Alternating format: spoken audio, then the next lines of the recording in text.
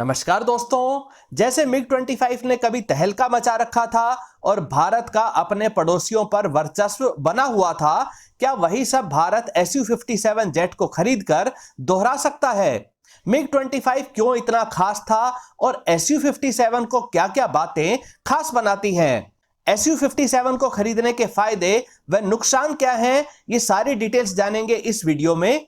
दोस्तों, डिफेंस से related updates के लिए बने डिफेंस रेनबो चैनल में आपका स्वागत है।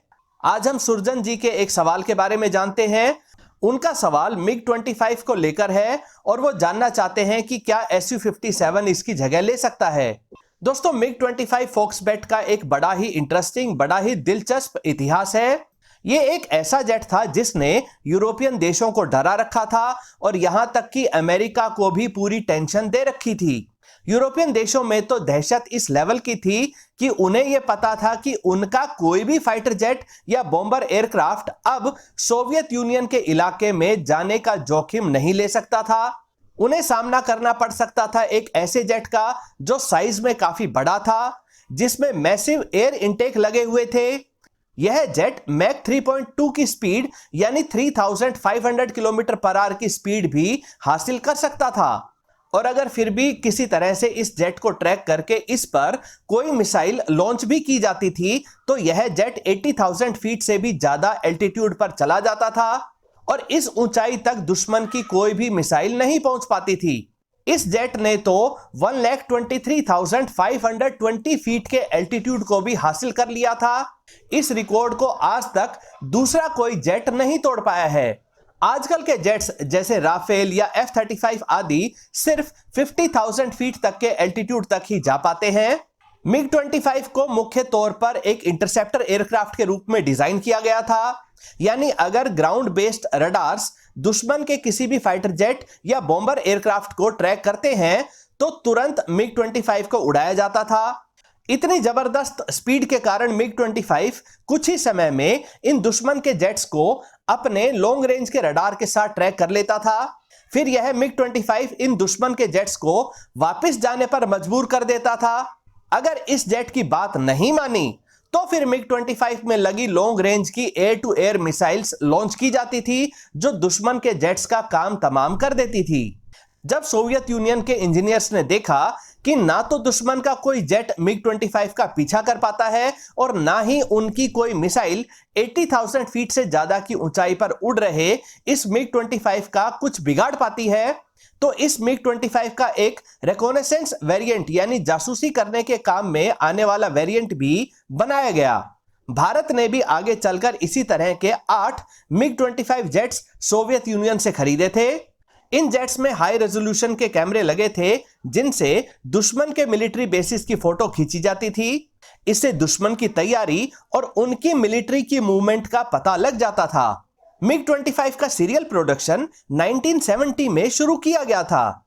इंडियन एयरफोर्स इसे खरीदने में बेहद इंटरेस्टेड थी, लेकिन सोवियत यूनियन इस स्पेशल जेट की टेक्नोलॉजी को बहुत सीक्रेट रखना चाहता था, तो इसे भारत को भी बेचने से मना कर दिया गया था। अमेरिकी इस जेट को किसी भी तरह से हासिल करना चाहते थे और इसके लिए ऊंचे इनामों की घोषणा भी होती रहती थी।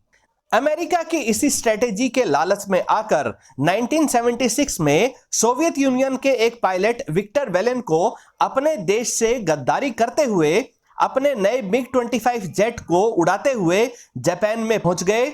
जापान में इस जेट की लैंडिंग की जैसे ही इंफॉर्मेशन अमेरिका को मिली तो तुरंत उनके अधिकारी जापान पहुंच गए। जापान अमेरिका का एक खास सहयोगी देश है, तो उन्हें इस जेट को अपने कब्जे में लेने में कोई समस्या नहीं हुई। अमेरिकी अधिकारी इस जेट को अमेरिका ले गए, जहां उनके एरोस्पेस इंजीनियर्स ने इसकी हर एक टेक्नोलॉजी को अच्छे से चेक किया। इसके पुर्जे पुर्जे अलग कर दिए गए। यह सोवियत यूनियन के लिए बहुत बड़ा झटका था। अब उनके super secret super special jet की टेक्नोलॉजी उनके दुश्मन के हाथ लग चुकी थी। इस घटना के बाद सोवियत यूनियन इस मिग 25 जेट को भारत को बेचने को राजी हो गया। इंडियन एयरफोर्स ने 1981 में टोटल 8 ऐसे जेट्स को सोवियत यूनियन से खरीदा था। इस डील को सीक्रेट ही रखा गया और अगले 10 वर्षों तक भी इनकी मौजूदगी का पता ही नहीं चलने दिया गया। भारत ने इन जेट्स का इस्तेमाल अपने पड़ोसी देश की जासूसी करने के लिए किया। हमारे पड़ोसी देश के पास इन मिग 25 जेट्स की 3000 किलोमीटर पर आवर से ज्यादा की स्पीड और 80,000 फीट के एल्टीट्यूड की कैपेबिलिटी को चैलेंज करने लायक कोई फाइटर जेट या कोई एयर डिफेंस सिस्टम मौजूद ही नहीं था। इसलिए जब उनके ग्राउंड बेस्ड रडार्स अपनी एयर स्पेस में मिग 25 की मौजूदगी को रिकॉर्ड भी कर लेते थे, तो उनकी एयरफोर्स इनको रोकने के लिए कोई एक्शन नहीं लेती थी। और इससे भी खास बात यह थी कि उन्होंने खुद अपने ही देश में किसी को इस सच्चाई की खबर भी नहीं होने दी। उन्हें डर था कि कहीं मिग 25 को इंटरसेप्ट करने में फेलियर की जानकारी होने पर उनकी ही जनता उनके ऊपर भरोसा करना ना छोड़ दे। फाइनली जब बार बार मिग 25 जेट्स उनके शहरों के ऊपर मैक 1 से ज्यादा की स्पीड पर सोनिक बूम जनरेट करके आने लगे, तो उनकी एयरफोर्स को फाइनली लोगों के सामने यह एक्सेप्ट करना पड़ा कि ये जो बार बार सोनिक बूम की वजह से धमाके जैसी आवाज आ रही है और जिससे घरों की खिड़कियों के शीशे तक टूट जाते हैं, ये सब भारत से आने वाले मिग 25 जेट्स की वजह से हो रहा है।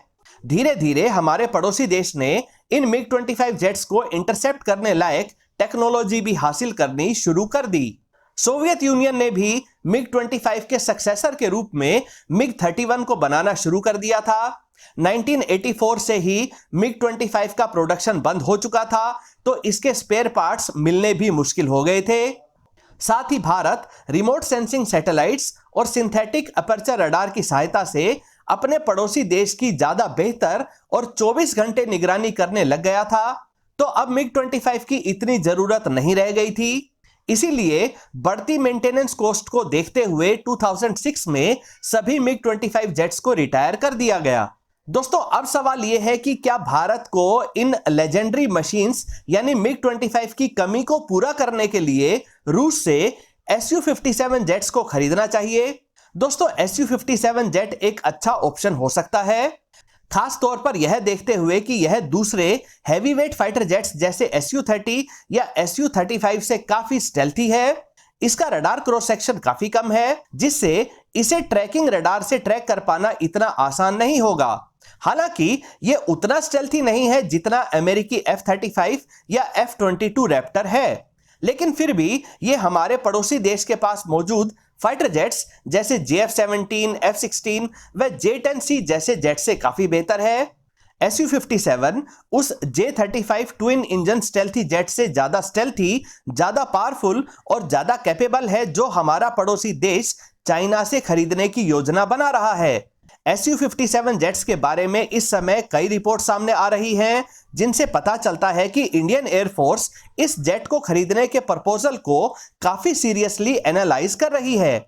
भारत इस Su-57 जेट के साथ रिसर्च एंड डेवलपमेंट स्टेज से ही जुड़ा था और तब इसे FGFA प्रोजेक्ट के रूप में जाना जाता था, लेकिन इसमें कई कमियां थी और रूस के अड़ियल रवैये के कारण भारत इस प्रोजेक्ट से अलग हो गया था। हालांकि अब रूस जो Su-57 के एक्सपोर्ट वेरिएंट को भारत को ऑफर कर रहा है, उसमें लगभग वो सभी कमियां दूर कर ली गई हैं, जिस कारण भारत ने इसे पहले रिजेक्ट किया था। इसकी स्टेल्थ अब काफी इंप्रूव हो चुकी है। इसमें नए 5th जनरेशन के आइडियली 30 इंजन्स लगाए जा रहे हैं। ऐसे हर एक इंजन की थ्रस्ट 167 किलो न्यूटन तक है, यानी Su-57 के दो इंजन्स की टोटल थ्रस्ट 334 किलो न्यूटन हो जाती है, जो इसे एक बेहद पावरफुल फाइटर जेट बना देती है। इतनी थ्रस्ट से जो एक्स्ट्रा इलेक्ट्रिसिटी जनरेट की जा सकती है, उससे बेहद powerful jammers, electronic countermeasure systems और यहां तक कि लेजर बीम्स जैसे हथियारों को भी Su-57 में लगाया जा सकता है। Su-57 की मैक्सिमम स्पीड मैक 2 तक ही है, जो मिग 25 की मैक 3.2 से काफी कम है, लेकिन Su-57 के स्टेल्थी होने के कारण यह स्पीड भी काफी ज्यादा मानी जा सकती है। रूस इस जेट के साथ अब सोर्स कोड को भी शेयर करने को राजी हो गया है। इससे हमें फायदा यह रहेगा कि भारत अब Su-57 में बिना रूस की मदद लिए ही भारत में बनी अस्त्रा सीरीज की मिसाइल्स और ब्रह्मोस के NG वेरिएंट को भी इसमें लगा सकेगा। इंफ्रारेड सिग्नेचर को कम करने के लिए Su-57 में अब 3 एक्सिस फ्लैट नोजल भी लगाए जा चुके हैं। Su-57 मैक 1.6 की स्पीड पर बिना अपने आफ्टर बर्नर का इस्तेमाल किए हुए सुपर क्रूज कर सकता है। कंपैरिजन के लिए देखें तो अमेरिकी F-35 अपने इंजन की पूरी ताकत लगाकर आफ्टर बर्नर की सहायता से मैक 1.6 की स्पीड हासिल कर पाता है। Su-57 अपने इंटरनल बे में 8 मिसाइल्स को कैरी कर सकता है, जो F-35 से काफी ज्यादा है। खास बात यह है कि इनमें 300 किलोमीटर से भी ज्यादा रेंज वाली R-37M मिसाइल भी शामिल है। Su-57 के साथ रूस हमें हाइपरसोनिक मिसाइल भी ऑफर कर रहा है, जिसे रोकने की कैपेबिलिटी हमारे दोनों पड़ोसियों के पास मौजूद नहीं है। रडार की बात करें तो इसमें बेहद पावरफुल AESA रडार लगा है, जो दुश्मन के फाइटर जेट्स को 400 किलोमीटर दूर से ही ट्रैक कर लेता है। इसमें 2 साइड लुकिंग AESA रडार भी लगे हुए हैं। इसमें बेहद advanced Himalayas electronic countermeasure system लगा है, जो इसे दुश्मन की मिसाइल से बचाता है। Su-57 की रेंज 2 फ्यूल टैंक्स के साथ 4500 किलोमीटर तक हो जाती है। Su-57 66,000 फीट तक के एल्टीट्यूड तक भी जा सकता है। इसके थ्रस्ट वेक्टरिंग इंजन्स इसे इतने बेहतरीन मैन्यूवर्स करने की काबिलियत देते हैं कि इसे विद इन विजुअल रेंज की डॉग फाइट में हराना लगभग इम्पॉसिबल हो जाता है। दोस्तों, Su-57 MiG-25 जितनी स्पीड और ऊंचाई पर तो नहीं जा सकता, लेकिन अपने स्टेल्थी प्रोफाइल और एडवांस्ड सेंसर की सहायता से दुश्मन के इलाके में जाकर ना सिर्फ निगरानी व जासूसी का काम कर सकता है, बल्कि इससे भी बढ़कर दुश्मन के फाइटर जेट्स को अपना टारगेट बना सकता है। उनके very high value military assets को हाइपरसोनिक मिसाइल से डिस्ट्रॉय कर सकता है। उनके एयर डिफेंस सिस्टम को एंटी रेडिएशन मिसाइल से डिस्ट्रॉय कर सकता है। यानी यह Su-57 ना सिर्फ MiG-25 की तरह इंटरसेप्टर का रोल निभा सकता है, बल्कि यह वास्तव में एक मल्टी रोल फाइटर जेट है, जो एयर सुपीरियोरिटी के रोल को बेहतरीन तरीके से पूरा कर सकता है। रूस तो Su-57 की ज्यादातर यूनिट्स को भारत में ही बनाने को भी तैयार है। इसकी कीमत लगभग $85 मिलियन पर यूनिट है, जो अमेरिकी F-35 से काफी कम है। लेकिन दोस्तों, Su-57 खरीदने से कई परेशानियां भी भारत के सामने आ जाएंगी। सबसे पहली परेशानी रहेगी एमका के लिए जरूरी बजट का ना होना। भारत अपना जो खुद का स्टेल्थी 5th जनरेशन का फाइटर जेट एमका बना रहा है, उसके लिए जरूरी बजट में कटौती करनी पड़ेगी। यानी एमका की डेवलपमेंट और लंबी खिंच सकती है और इसे बनने में और ज्यादा समय लग सकता है। एक नुकसान यह भी रहेगा कि हमारी एयरफोर्स अब भी फॉरेन मैन्युफैक्चरर पर ही निर्भर रहेगी। साथ ही अमेरिका कार्डसा एक्ट के तहत सैंक्शंस लगाकर भी हमारी इकोनॉमी को कमजोर कर सकता है। अमेरिका इस तरह के सैंक्शंस को लगाकर उन देशों को डराता है जो रूस से हथियार खरीदते हैं। साथ ही भारत को एक समस्या यह भी आएगी कि इससे बहुत सारे टाइप्स के फाइटर जेट्स भारत में हो जाएंगे और उनकी मेंटेनेंस एक नाइटमेयर साबित हो सकती है। इसको इस तरह से समझ सकते हैं कि अमेरिका भी अब अपनी एयरफोर्स में सिर्फ F-15 व F-35 जैसे ही फाइटर जेट्स को रखने की तरफ आगे बढ़ रहा है। उन्होंने F-16 को भी खरीदना बंद कर दिया है। दोस्तों, हमारी एयरफोर्स इन सब पॉइंट्स को ध्यान में रखते हुए ही Su-57 को खरीदने पर कोई फैसला लेगी। दोस्तों, आपकी राय में अगर Su-57 या F-35 में से किसी एक को चुनना पड़े तो कौन सा फाइटर जेट लॉन्ग टर्म में भारत को ज्यादा फायदा पहुंचाएगा? अपनी राय कमेंट सेक्शन में जरूर लिखें। दोस्तों, उम्मीद करता हूं ये वीडियो आपको पसंद आई होगी। अगर ये वीडियो आपको अच्छी लगे तो इसे लाइक करें और साथ ही डिफेंस रेनबो चैनल को सब्सक्राइब करना ना भूलें। नमस्कार।